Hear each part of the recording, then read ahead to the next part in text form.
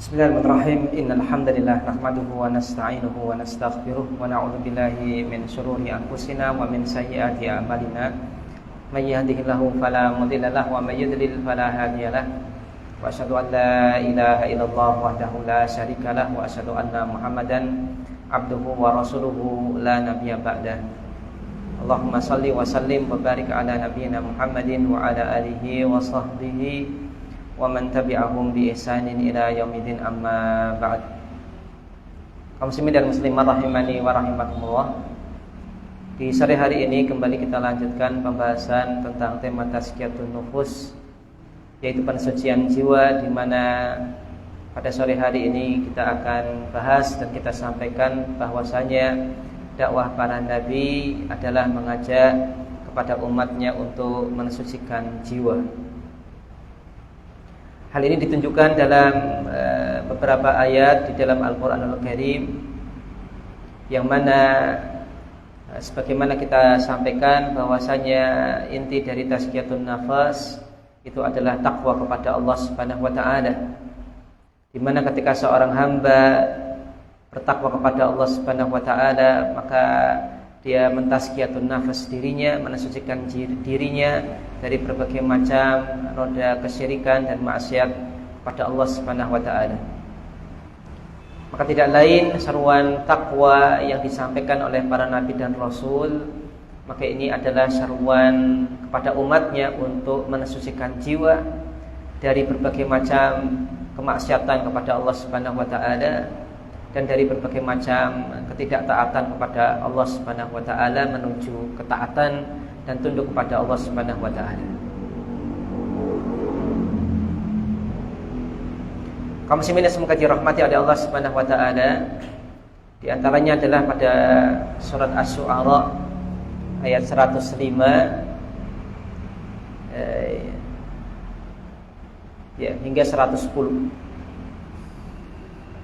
Nabi Nuh alaihi salatu wassalam, yang merupakan rasul pertama yang Allah utus kepada manusia, maka beliau menyampaikan kepada kaumnya sebagaimana yang Allah Subhanahu wa taala kabarkan di surat Asy-Syu'ara ayat 105 hingga 110. Allah katakan, kadzabat qaumun Nuhin al-mursalin. Kaumnya Nabi Nuh ini mendustakan semua rasul. Maka mendustakan seorang rasul maka sama dengan mendustakan rasul yang lain. Maka kaumnya Nabi Nuh alaihissalam ini hanya mendustakan Nabi Nuh alaihissalam, tidak mengimani ajaran Nuh alaihissalam, dan juga tidak mengimani bahwasanya Nuh itu adalah utusan Allah Subhanahu wa taala. Namun Allah Subhanahu wa taala katakan, kadzabat qaumun Nuhin al-mursalin. Kaumnya Nabi Nuh ini mendustakan semua rasul. Maka ini menunjukkan kepada kita, meskipun yang didustakan itu adalah Nabi Nuh, namun mendustakan Nabi Nuh artinya adalah mendustakan para nabi dan rasul yang lain, karena inti dari dakwah para nabi dan rasul itu adalah sama, yaitu tauhid kepada Allah Subhanahu wa taala dan melarang umat dari kesyirikan, serta mengajak orang taat kepada Allah dan menjauhi berbagai macam larangan Allah Subhanahu wa taala. Maka ketika seorang rasul itu didustakan, maka hakikatnya dia mendustakan rasul-rasul yang lain. Idz qala lahum akhuhum Nuhun, ketika saudara mereka dari kalangan mereka sendiri, yaitu Nuh, berkata kepada mereka, ala tattaqun, tidakkah kalian bertakwa kepada Allah Subhanahu wa taala? Inni lakum rasulun amin, sesungguhnya aku adalah seorang rasul yang terpercaya yang Allah utus untuk kalian. Fattaqullaha wa athi'un, maka hendaklah kalian bertakwa kepada Allah Subhanahu wa taala dan hendaklah kalian taati aku. Wa ma as'alukum alaihi ajran, dan aku tidak minta balasan, tidak minta upah kepada kalian terhadap apa yang aku lakukan. In ajriya illa ala rabbil alamin, karena tidaklah lain upahku balasanku aku harapkan tidak lain kecuali kepada Rabb semesta alam. Fattaqullah, maka hendaklah kalian bertakwa kepada Allah, wa ati'un, dan hendaklah kalian taati aku. Maka Nabi Nuh alaihissalam menyampaikan kepada kaumnya, ala tattaqun, tidakkah kalian mau bertakwa kepada Allah Subhanahu wa taala? Dan Nabi Nuh alaihissalam menyatakan bahwasannya beliau adalah seorang rasul yang terpercaya. Tidak mungkin beliau bohong. Dan beliau ulangi lagi seruannya dengan beliau katakan, bertakwalah kepada Allah, taati saya. Dan saya tidak minta upah terhadap apa yang saya lakukan dan apa yang saya sampaikan dan apa yang saya jelaskan kepada kalian, karena saya hanya berharap kepada Allah Subhanahu wa taala. Maka bertakwalah kalian kepada Allah dan taati aku. Maka perintah takwa yang disampaikan oleh Nabi Nuh alaihissalam kepada kaumnya tidak lain adalah perintah untuk kemudian seorang hamba menuju taat kepada Allah Subhanahu wa taala setelah tadinya menyimpang dari perintah Allah Subhanahu wa taala. Yang terutama dalam masalah tauhid dan kesyirikan, kemudian dalam masalah konsekuensi-konsekuensi yang lain dari tauhid dan masalah kesyirikan. Kemudian di ayat yang lain di surat Asy-Syu'ara ayat 123 dan beberapa ayat setelahnya menceritakan tentang Nabi Hud alaihissalam yang memperingatkan kaumnya. Allah Subhanahu wa taala katakan, kadzabat Adun al-mursalin, kaum Ad ini mendustakan para rasul. Padahal yang didustakan adalah Nabi Hud saja. Tapi Allah katakan kaumnya Nabi Hud, yaitu kaum Ad, mendustakan para rasul. Idz qala lahum akhuhum Hudun alla tattaqun, ketika saudara mereka sendiri yaitu Hud berkata kepada mereka, alla tattaqun, tidaklah kalian bertakwa. Inni lakum rasulun amin, sesungguhnya aku adalah seorang utusan Allah yang terpercaya yang Allah utus kepada kalian. Fattaqullaha wa ati'un, maka bertakwalah kalian kepada Allah dan taati aku. Wa ma as'alukum alaihi min ajrin, dan aku tidak minta kepada kalian upah. In ajriya illa ala rabbil alamin, sesungguhnya upahku itu adalah aku harapkan tidak lain kepada Allah, Rabb semesta alam saja. Maka seruan Nabi Hud alaihissalam kepada kaum Ad ini sama persis sebagaimana seruan Nabi Nuh kepada kaumnya, dengan redaksi yang sama. Perintah takwa kepada Allah, kemudian penjelasan bahwasanya beliau adalah seorang utusan Allah yang terpercaya. Kemudian beliau tegaskan lagi kaumnya supaya mereka bertakwa kepada Allah dan mentaati Nabi Hud. Kemudian beliau sampaikan, aku tidak minta balasan. Balasanku hanya aku harapkan dari Allah Subhanahu wa taala.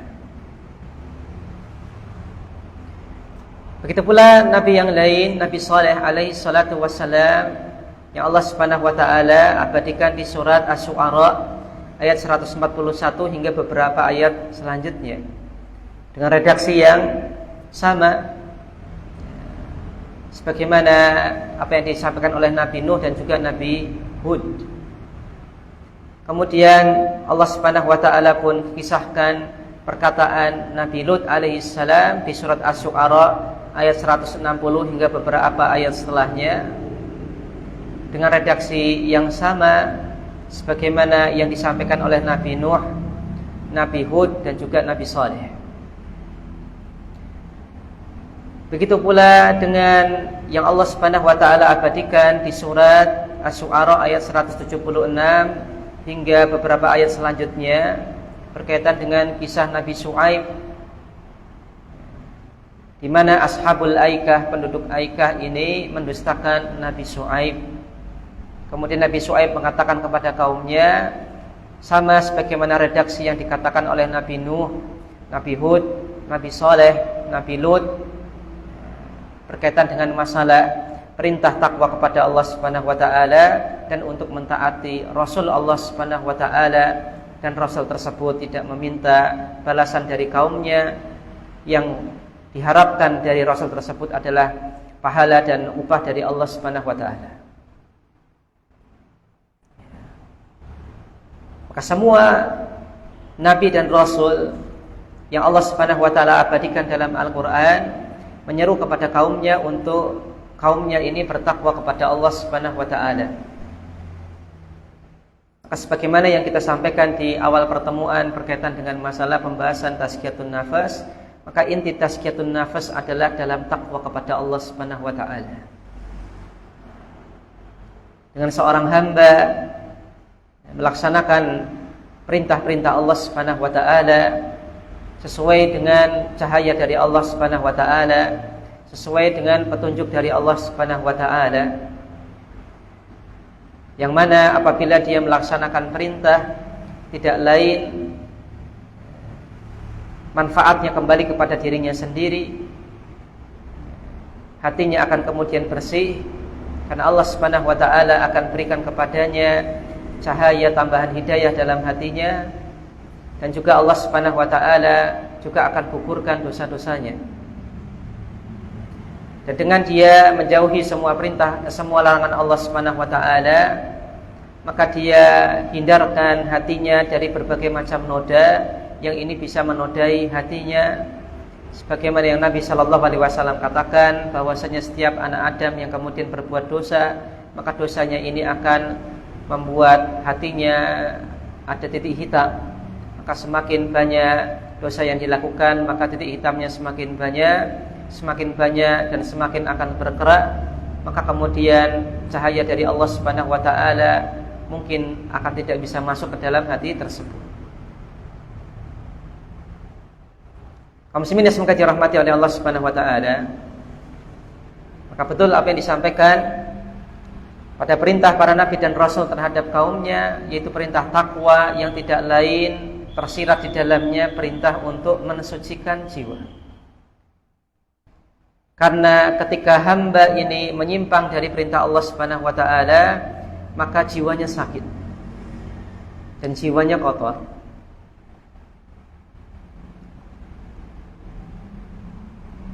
Dan segala bentuk penyimpangan kepada Allah Subhanahu wa taala akan membuat seseorang untuk kemudian menanggung beban dosanya.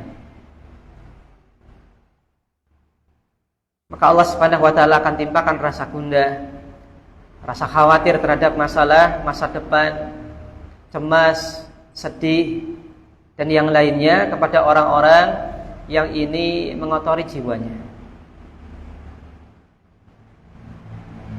Dan Allah Subhanahu wa taala hanya menjadikan keberuntungan ini bagi orang-orang yang mensucikan jiwanya dengan taat kepada Allah dan juga dengan menjauhkan diri dari berbagai macam maksiat. Sebagaimana yang Allah Subhanahu wa taala firmankan di surat Asy-Syams ayat 7 hingga 10 yang pernah kami baca pula di kajian dengan tema tazkiyatun nafas beberapa pertemuan yang lewat. Allah Subhanahu wa taala katakan wa nafsi wa ma sawwaha, dan demi jiwa dan kesempurnaan penciptaannya. Fa'alhamaha fujuraha wa taqwaha, kemudian kami ilhamkan kepada jiwa tersebut jalan kefajiran dan juga jalan ketakwaannya. Yang kemudian jiwa ini diberikan pilihan oleh Allah Subhanahu wa taala untuk memilih mana di antara kedua jalan tersebut. Maka kemudian Allah katakan qad aflaha man zakkaha, sungguh beruntung orang yang mensucikan jiwanya, dia memilih jalan takwa. Wa qad khaba man dassaha, dan sungguh tidak beruntung, sungguh merugi bagi orang yang mengotori jiwanya karena dia memilih jalan kefajiran, jalan kemaksiatan kepada Allah Subhanahu wa taala. Maka ayat ini merupakan dalil tegas bahwasannya seorang hamba dia mensucikan jiwanya dengan cara dia bertakwa kepada Allah Subhanahu wa taala. Karena Allah Subhanahu wa taala di awal ayat mengatakan fa'alhamaha fujuraha wa taqwaha. Kemudian Allah berikan ilham, kepada jiwa ini dua pilihan. Yang pertama adalah jalan kefajiran, yang kedua adalah jalan ketakwaan. Maka kemudian Allah Subhanahu wa taala firmankan setelahnya, beruntunglah orang yang mensucikan jiwanya dan merugilah orang yang mengotori jiwanya. Maka dengan dia pilih jalan takwa, maka dia mensucikan jiwanya dan dia akan mendapatkan keberuntungan. Dan dengan dia memilih jalan kefajiran, maka dia akan menjadi orang yang merugi, dan karena dia mengotori jiwanya.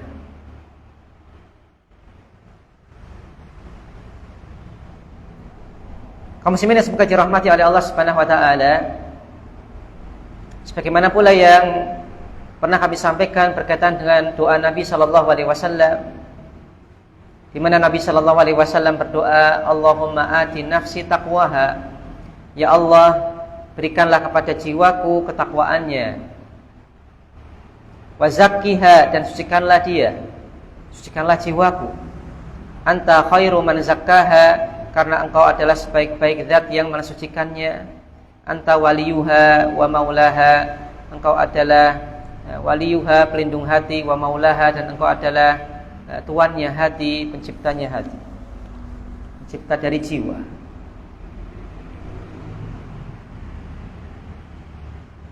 Maka Allah Subhanahu wa taala mengajarkan kepada Nabi sallallahu alaihi wasallam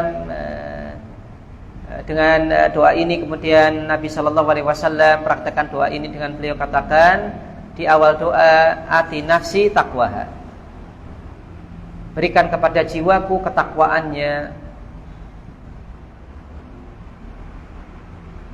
Kemudian baru beliau kaitkan dengan, beliau katakan wa zakkiha, dan sucikanlah dia dengan ketakwaan tersebut.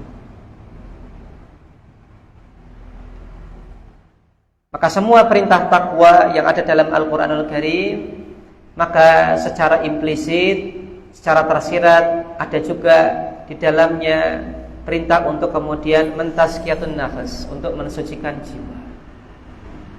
Dan dengan takwa inilah kemudian jiwa seseorang itu akan bisa bersih, bisa kemudian lebih dekat kepada Allah Subhanahu wa taala, lebih mudah untuk kemudian mengingat Allah Subhanahu wa taala, dan jauh dari berbagai macam hawa nafsu, dan juga jauh dari berbagai macam syubhat.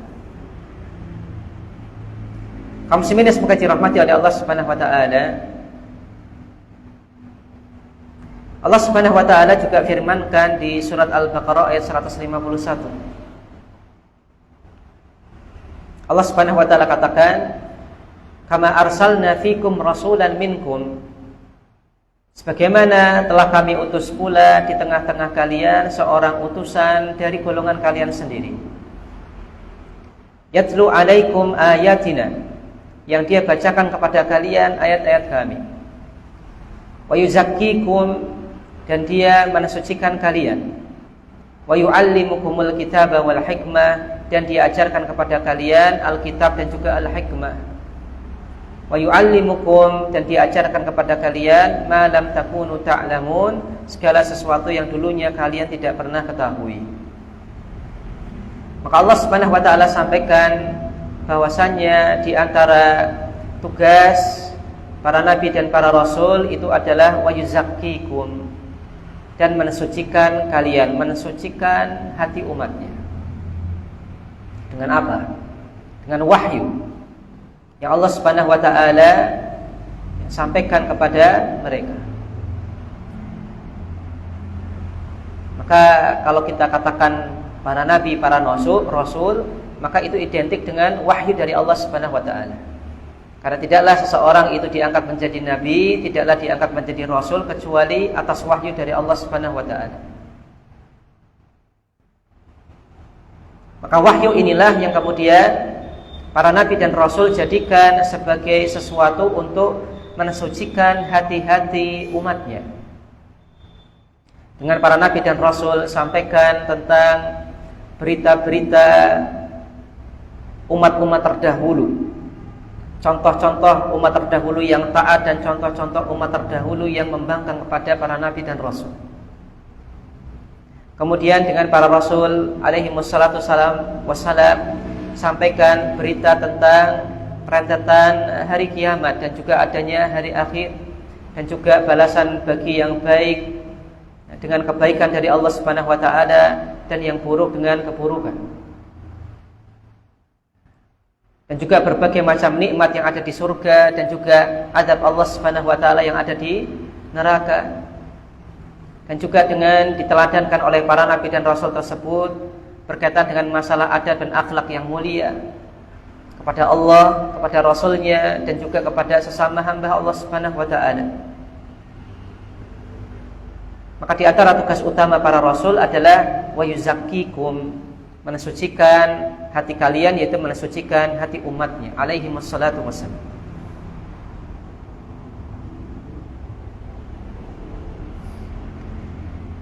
Dan Allah Subhanahu wa taala sampaikan di surat Ali Imran ayat 164 di mana Allah katakan laqad manallahu 'alal mu'minin.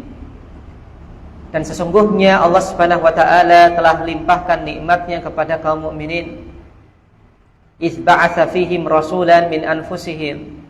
Ketika Allah Subhanahu wa taala utus di tengah-tengah mereka seorang rasul dari golongan mereka sendiri. Yatlu 'alaihim ayatihi, yang rasul tersebut membacakan kepada mereka ayat-ayatnya. Wa yuzakkihim, dan mensucikan mereka. Wa yu'allimuhumul kitaba wal hikmah, dan diajarkan kepada mereka Alkitab dan Al-Hikmah. Wa in kanu min qablu lafi dhalalin mubin, dan sesungguhnya mereka ini sebelumnya sungguh dalam kesesatan yang nyata.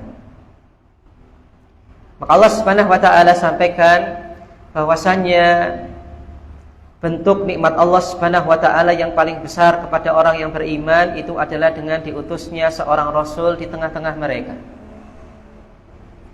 Maka Allah mengutus rasulnya ini adalah karena rahmat Allah Subhanahu wa taala.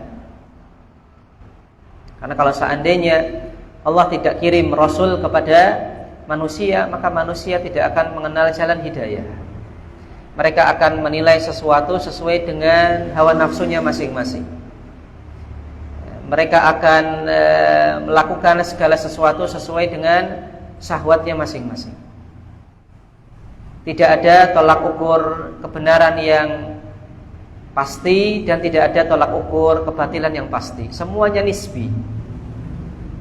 Itu apabila kemudian Allah tidak utus para rasul untuk menyampaikan wahyu dari Allah, maka semuanya akan menjadi serba nisbi. Tidak paten. Semuanya. Si A menganggap ini baik, si B menganggap ini enggak baik. Si C menganggap ini suatu hal yang bermanfaat, si D menganggap ini tidak bermanfaat. Maka tidak ada tolak ukur pasti yang jadi patokan untuk kemudian menjadi penilaian terhadap sesuatu. Maka manusia akan kemudian bersusah payah untuk kemudian meneliti dan mempertimbangkan tanpa ada ujungnya.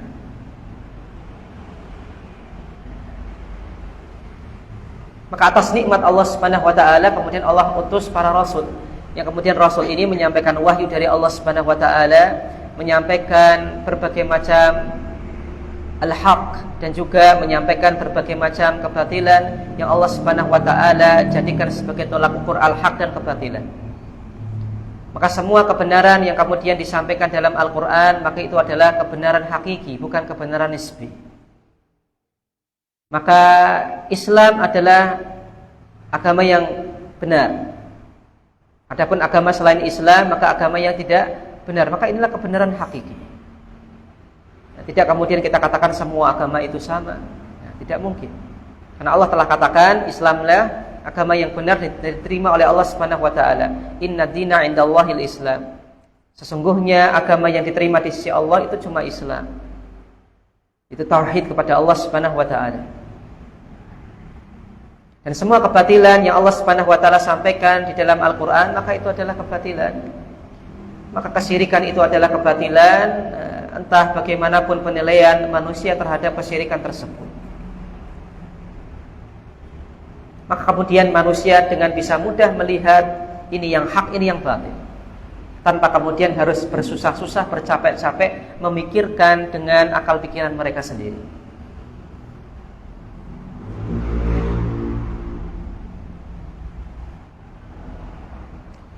Kaum muslimin semoga dirahmati oleh Allah Subhanahu wa taala. Maka nikmat terbesar bagi manusia adalah ketika Allah Subhanahu wa taala utus rasul di tengah-tengah mereka.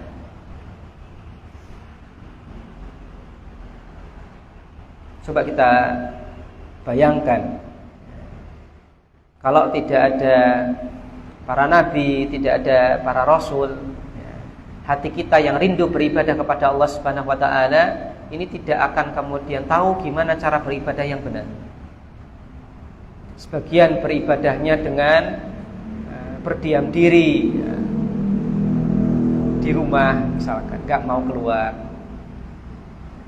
Sebagian beribadah dalam bentuk yang lain, nggak mau ngomong misalkan, menjaga lisan, akhirnya nggak mau ngomong.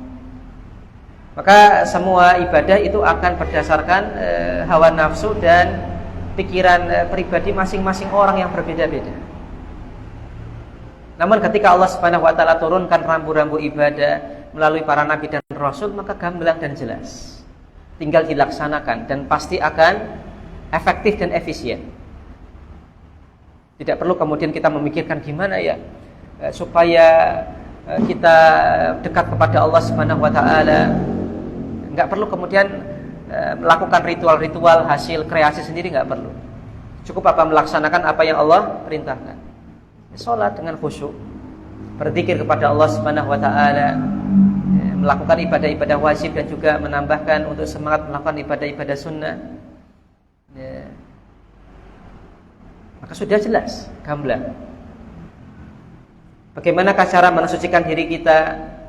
Dan sudah jelas dalam Islam bahwasanya kalau Anda mau jiwa Anda suci, maka terhadap perintah Allah laksanakan.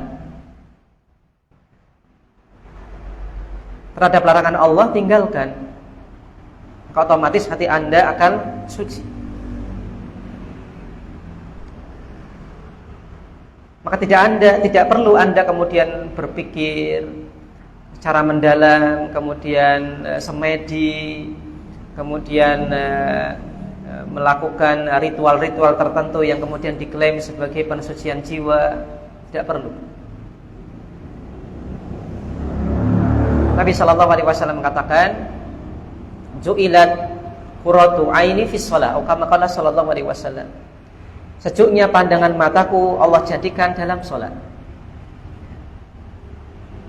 Maka di antara hal yang kemudian membuat Nabi sallallahu alaihi wasallam itu pandangan yang menjadi sejuk, hatinya menjadi lapang, itu adalah dengan beliau bermunajat kepada Allah Subhanahu wa taala dalam salat beliau. Maka salat ini adalah di antara ibadah yang bisa mentazkiyah nafas seseorang. Namun salat yang bisa mentazkiyatun nafas seseorang itu adalah salat yang baik kualitasnya, khusyuk kepada Allah Subhanahu wa taala, terpenuhi syarat dan rukunnya. Namun ketika salat ini dilakukan hanya sekedar konsepnya menggugurkan kewajiban saja, tanpa kemudian ada pemaknaan dalam salatnya, tanpa kemudian ada berharap pahala kepada Allah Subhanahu wa taala, statusnya adalah menggugurkan kewajiban, maka salat yang seperti ini tidak mungkin untuk kemudian bisa mentazkiyatun nafas secara totalitas dan 100%.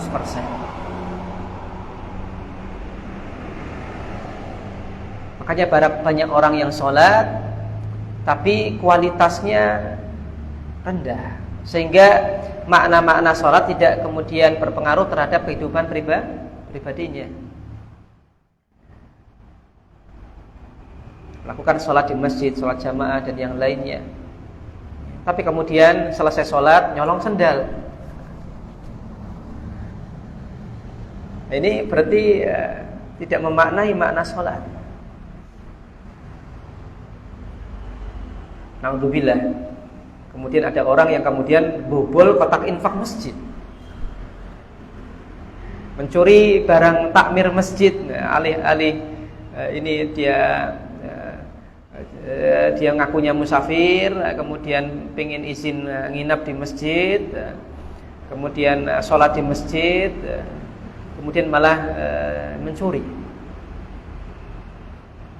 Maka apa nilai sholatnya? Tidak ada. Dan yang melakukan hal ini adalah orang yang kemudian mengaku kaum muslimin. Jadi yang mencuri kotak masjid, maaf, itu bukan non-muslim. Itu orang yang mengaku muslim itu sendiri. Yang nyuri sandal itu bukan non-muslim, tapi orang yang dia ada di masjid itu, yang secara umum dia adalah kaum muslimin itu sendiri.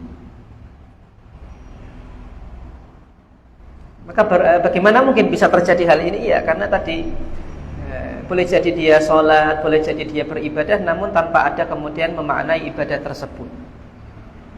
Lalu bagaimana ibadah ini bisa mentazkiyatun nafas ketika dia beribadah kepada Allah Subhanahu wa taala tidak ada kekhusyuan, tidak ada ketundukan, tidak ada pemaknaan terhadap apa yang dia munajatkan kepada Allah Subhanahu wa taala. Mustahil. Maka betullah apa yang dikatakan oleh Nabi sallallahu alaihi wasallam, bahwasanya di antara hal yang dicabut dari umat Muhammad sallallahu alaihi wasallam mendekati akhir zaman itu adalah kekhusyuan.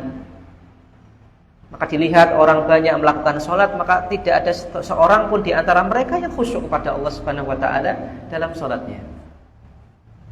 Dengan kata lain, Nabi sallallahu alaihi wasallam ingin menyampaikan bahwasanya apabila sholat ini tidak khusyuk, maka otomatis akan berpengaruh kepada kehidupan pribadi dari masing-masing orang tersebut.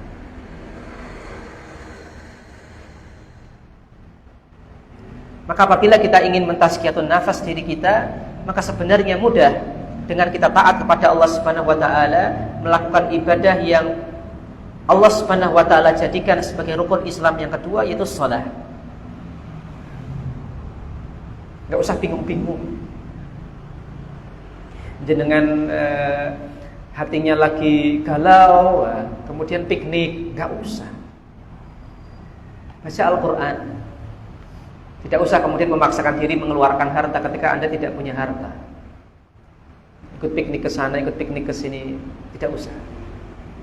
Tapi kembalilah kepada firman Allah Subhanahu wa taala, karena itu adalah penyejuk hati kaum mukminin. Tapi bukan artinya kami melarang piknik, tidak. Cuman sedikit kami berikan nasihat kepada kaum mukminin, itu biasanya di zaman kita ini banyak orang yang piknik gara-gara apa? Healing. Apa itu healing?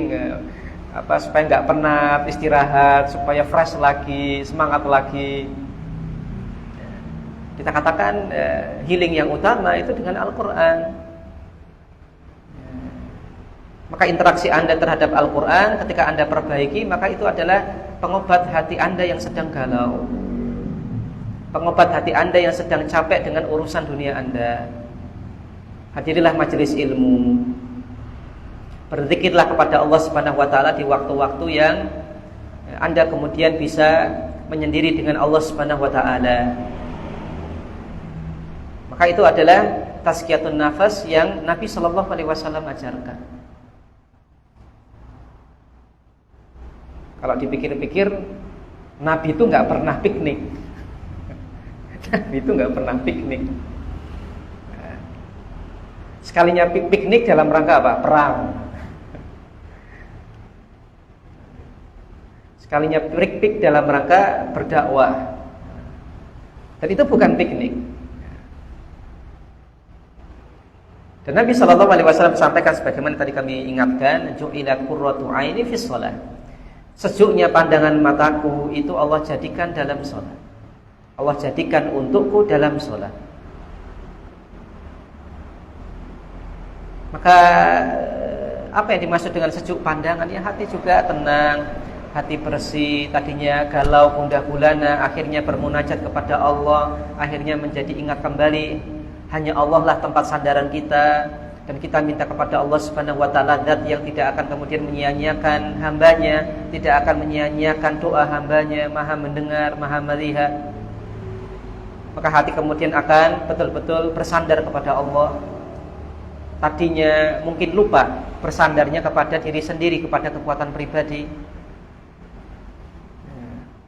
kasih tugas sama dosennya banyak banget, nggak kelar-kelar, pusing. Maka apa yang dilakukan? Ya, berdoa kepada Allah Subhanahu wa taala. Dan tawakal Anda kepada Allah Subhanahu wa taala. Setelah Anda berusaha, maka insyaallah taala itu menjadi jalan keluar yang ini insyaallah taala menyelesaikan masalah Anda, berbagai macam masalah. Maka tidak usah kemudian Anda mendengarkan musik, tidak usah Anda mendengarkan nasyid-nasyid, tidak usah Anda kemudian melampiaskan kepenatan dan keputusasaan Anda dalam hidup ini dengan berbagai macam hal yang ini statusnya maksiat kepada Allah Subhanahu wa taala. Allah telah turunkan rambu-rambunya sebagaimana Nabi sallallahu alaihi wasallam sampaikan, yaitu dengan taat kepada Allah dan menjauhi larangan Allah. Di antara bentuk taat kepada Allah yang paling besar itu adalah dalam salat.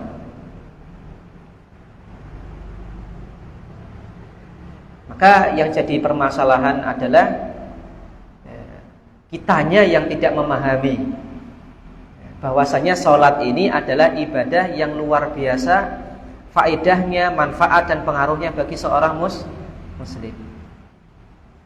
Adalah salat dekat dengan kehidupan kita. Tapi kita malah apa? Menjauh dari salat. Kita menjauh dari Al-Qur'an, kita menjauh dari petunjuk Nabi sallallahu alaihi wasallam dalam tazkiyatun nafas terutama.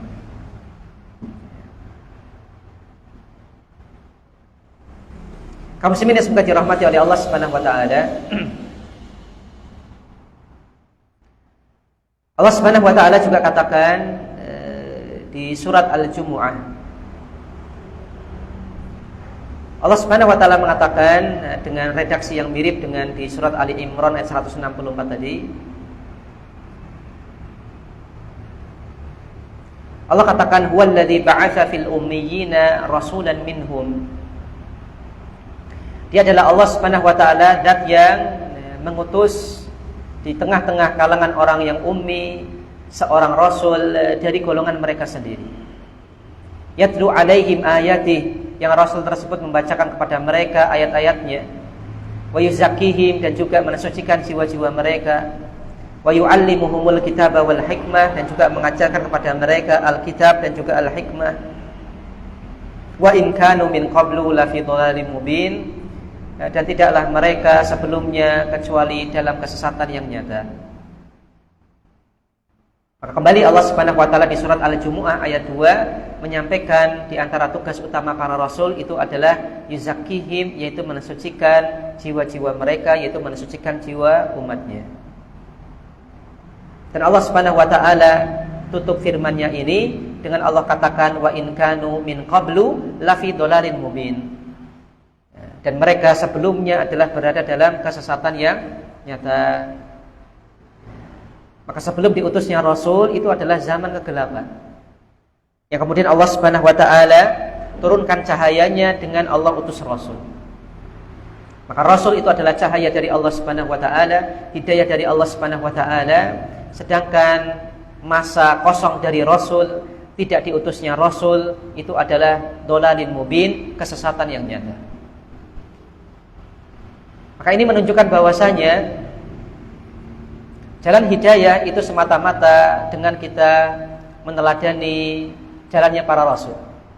Dan jalan kesesatan tidak lain adalah ketika kita tinggalkan jalan para nabi dan rasul. Maka itu adalah kaidah utama dalam kehidupan kita. Maka apabila kita adalah orang yang kemudian ingin menggapai surga Allah Subhanahu wa taala dan terselamatkan dari neraka Allah Subhanahu wa taala, marilah kita kemudian mencontoh dan mengikuti jalan orang-orang yang pasti dijamin surga oleh Allah Subhanahu wa taala, yaitu para nabi dan rasul. Ibarat Anda adalah seorang misalkan Anda kuliah di semester awal, kemudian Anda punya kakak tingkat, dan kakak tingkat Anda IP-nya cum laude 4 bulan. Seandainya ada IP 5, mungkin dikasih 5, saking cerdasnya. Setiap semester bulat 4. Maka Anda yang di semester awal ini ingin kemudian seperti itu, apa yang Anda lakukan? Tanya kepada kakak tingkat, Mas, kok bisa jenengan kok IP-nya 4 terus setiap semester? Rahasianya apa? Oh, rahasianya ini. Maka Anda kemudian berusaha untuk mencontoh cara-cara yang ditempuh oleh senior Anda dalam kemudian menempuh supaya IP-nya tiap semester 4. Maka itu adalah cara yang paling mudah daripada jenengan mikir dewe. Gimana ya caranya ya? Mungkin bisa, tapi apa? Susah. Butuh apa? Butuh pemikiran yang lama. Jalan yang paling mudah adalah tanya saja itu. Tipsnya apa, triknya apa? Punya nggak soal-soal dari dosen ini? Kebetulan dosennya sama. Oh, ini soal yang lalu ini ya. Jalan yang mudah. Dan itu adalah kemungkinan besarnya, kemungkinan suksesnya lebih besar daripada kalau mungkin kita mikirkan sendiri. Contoh lain dalam masalah bisnis. Misalkan bisnis pakaian. Anda baru memulai bisnis pakaian. Nah, distro misalkan. Dan Anda tahu ada teman Anda yang ini sudah lama di bisnis distro dan berhasil dan sukses. Apa yang Anda lakukan? Tanya. Tipsnya apa? Ngambil bahannya dari mana? Oh, tipsnya kayak gini. Marketingnya gini. Ngambil bahannya dari sana. Jalan yang paling mudah adalah tinggal Anda ikuti saja jalannya. Maka demikian pula dalam hidup kita di dunia ini, ketika kita ingin meraih surga Allah Subhanahu wa taala, titilah jalan dan contohlah jalan orang yang pasti dijamin surga oleh Allah Subhanahu wa taala, yaitu para nabi, para rasul dan juga para sahabat nabi dan rasul alaihi wassalatu wassalam. Jangan teladani dan jangan ikuti jalan yang lain. Cukup mudah. Dalam konsep cukup mudah. Cuman dalam prakteknya banyak orang yang kemudian menyimpang dari jalan para nabi dan rasul dalam masalah akidah, dalam masalah muamalah, dalam masalah akhlak, dalam masalah yang lain. Ini kemudian banyak terjadi penyimpangan yang sebesar apa penyimpangannya, maka ini akan sebanding kemudian dia akan menyimpang dari jalan surga. Kaum muslimin yang semoga dirahmati oleh Allah Subhanahu wa taala, ini konsep yang perlu kembali kita pikirkan dan tanamkan dalam hati kita, yaitu ketika Anda ingin surga, maka contohlah orang yang pasti Allah jamin surga. Ketika Anda ingin hati Anda suci, contohlah orang yang Allah jamin hatinya suci, yaitu para nabi dan rasul. Siapa yang bisa Rasulullah Sallallahu Alaihi Wasallam adalah orang yang hatinya paling suci? Gak ada yang bisa. Sepakat semuanya. Mau orang beriman, mau tidak beriman, mereka akan sepakat ketika membaca biografi Nabi Sallallahu Alaihi Wasallam dengan objektif, bahwasanya Nabi Muhammad Sallallahu Alaihi Wasallam adalah orang yang hatinya paling suci. Dari mana kita bisa tahu hatinya suci? Berbagai macam adab dan akhlak yang beliau tanamkan dalam kehidupan beliau dan juga berbagai macam kebaikan yang beliau teladankan. Satu-satunya pemimpin di dunia ini yang kemudian menaklukkan negara bukan karena ingin menguasai, Nabi Muhammad SAW. Adapun pemimpin-pemimpin yang lain ini menaklukkan daerah, menaklukkan negara dalam rangka apa? Untuk menguasai, untuk mengeksploitasi hartanya, hasil buminya. Dan Indonesia ini mengalami masa pahit dulu di masa penjajahan Jepang, masa penjajahan Belanda, masa penjajahan Inggris, beberapa tempat masa penjajahan Portugis. Untuk apa mereka datang ke sini? Apakah ingin kemudian menyebarkan agama yang hak? Tidak. Tapi untuk diantaranya mengeksploitasi, menguasai.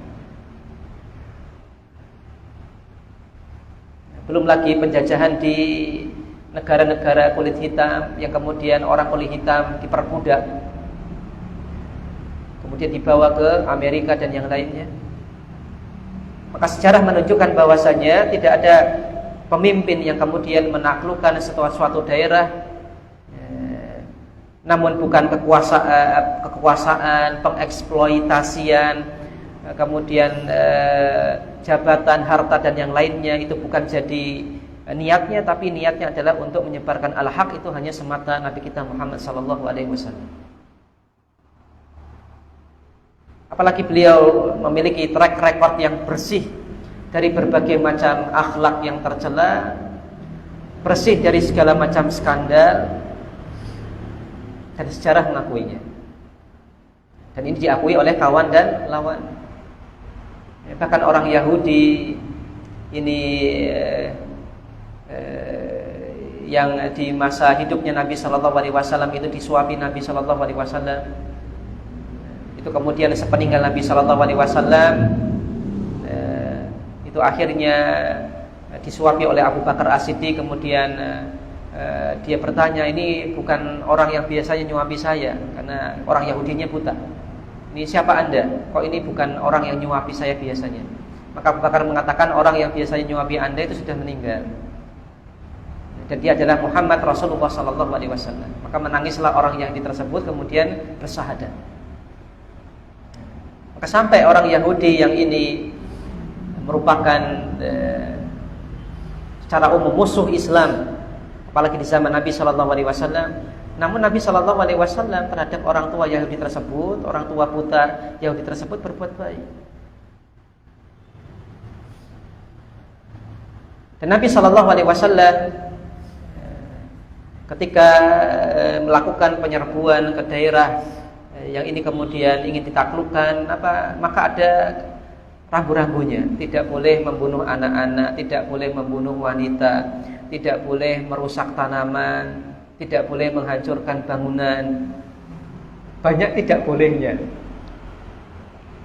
Mungkin kalau orang sekarang disuruh perang dengan aturan kayak gini, serba nggak boleh, orasi do perang, nggak jadi perang. Kok angel banget. Tanaman nggak boleh, di pohon-pohon nggak boleh ditebang, nggak boleh. Jadi perang itu ya hadap-hadapan sama musuh, itu pasukan, ya udah itu. Kalau zaman sekarang perang, rudal ditembakkan, kena bangunan, kena rumah sakit, kena rumah penduduk sipil. Nah, ini bukan perang yang kemudian diajarkan oleh Nabi Shallallahu Alaihi Wasallam. Maka tidak lain aturan-aturan itu, hatta dalam peperangan ada aturan seperti itu. Tidak lain itu muncul dari seseorang pemimpin yang dia bersih suci hatinya.